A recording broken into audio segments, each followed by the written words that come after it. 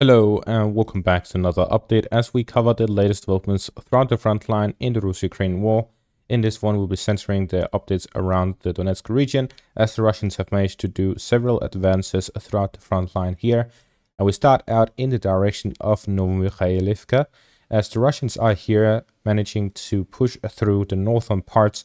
With this geolocated footage, we see that the Russians have managed to capture the forest line to the north of Heorhiivka, and the fighting is now taking place in the northern parts of the town. So with this, we see that the Russians are working on consolidating the gains they've made so far by capturing the northern parts of the town before pushing further westward in the central parts and capturing the rest of it. Further north in the direction of Pervomaiske, we see here that the Russians have managed to advance to the north of the village and managed to capture the forest lines here to the north of the village. With this, they are getting closer to the fortifications of the Ukrainians, both to the north and to the west of these positions. These fortifications by the Ukrainians are significant, and the Russians are looking to improve their positions before attacking either of them. We see that they are mainly focused here to the west of Marinka, and if the Russians manage to gain control over these fortifications, there is pretty much nothing between Pervomaiske, Marinka, and Heorhiivka. Here to the west of Marinka. With these advances, we see that the Russians will be focusing on advancing within the town of Heorhiivka, as well as the fortifications to the north of Pervomaiske, as fighting continues here to the west of Marinka. We see here in Heorhiivka that the Russians have launched a armored assault within the town itself, the northern parts of it, and towards the first line here by the fields. We also have this video footage and geolocated footage confirming these advances and showing how they were done. Both images with the geolocated footage comes from the video that is following these two pictures. From this, we see that there are advances within the forest lines as well as. So with this footage, we can confirm that the Russians have managed to capture the forest line and the Ukrainian fortifications and trenches here in the forest line to the north of Heorhiivka. But we do see also that the Russians managed to capture positions here in the town itself. And with this, we see that the Russians are closing in on capturing the final parts of the northern parts of the town before they will continue fighting within the central parts of the town here in the south. So with this, we see that there's continuous advancements by the Russians where they've managed to capture the fortifications here in the central parts, where the Russians have managed to capture both defensive lines, both the one where we see it clearly from the satellite view, the trenches moving through the central parts of the town to the southern parts, and the one which isn't clear with this outdated satellite imagery, but with newer ones there is a defensive line here as well, which is mapped out according to the map, which is work in progress. This is why not everything is mapped out.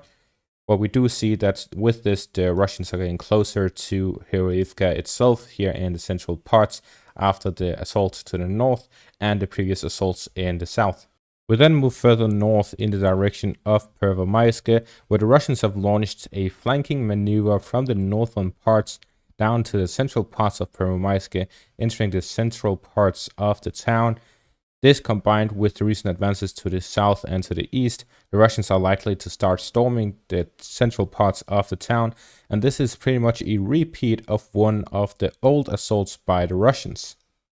Taking a look at the recap map, which is available for my patrons, we can see that on the 3rd of January, the Russians launched this flanking maneuver into the northern parts, while all of these southern parts or eastern parts of Pervomaiske was under Ukrainian control.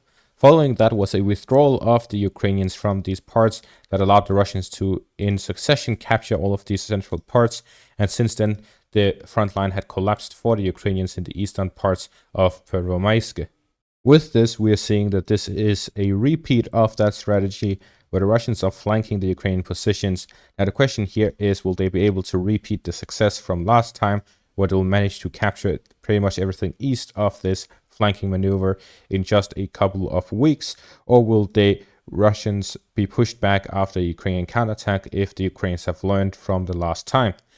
Something very interesting is that it is reported that the Russians managed to succeed with this flanking attack fairly easily. This could indicate a weakness in the Ukrainian defenses here by Pervomaiske, and if this is the case, then the Russians could take advantage of that to push all the way up to Netailove. and it could cause a small local collapse of the Ukrainian defenses in the area. If the Ukrainians panic from this flanking attack and withdraw, the Russians could take advantage of that to start attacking the fortifications to the south of the town as well. However, it is not clear whether this is a withdrawal or panic, or if it is an ambush. The Russians could be drawn into a trap here by Pervomaiske, where the Ukrainians can catch them off guard and launch an ambush. That is similar to the sort of tactics they were using at the very start of the Russian invasion in 2022. The current rate of developments had slowed down for the Russians, with fewer advancements being made every day, but it is also possible due to the fact that the Russians have reached the new defensive lines of the Ukrainians, and the Ukrainians have committed a lot of their troops to the front line to prevent further Russian advances. We're also seeing that the Ukrainian Air Force is being active throughout the front, together with the Russians also heavily bombarding the front line. It is clear that neither of the air defense is very close to the front, because the ones that go close to the front line end up like the two Patriot systems that were destroyed. And at the same time, we also see that the Russian troops have recently undergone a rotation. So this could be a start of a new phase in their offensive operations that started since last October and has continued since then. There's a lot of questions being raised as to how long the Russians can just continue their offensive operations. According to a Lithuanian report, it is between half a year to 2 years where they can continuously launch offensive operations at this current rate. But this is also taking into account the stop of ammunition being sent from North Korea to Russia. However, according to this very latest satellite imagery from the ports in North Korea, it has now become apparent that the shipments have restarted and the Russians will continue receiving ammunition from North Korea. At the same time, the Russians are already outproducing what the entire EU and United States can give to Ukraine by a large margin.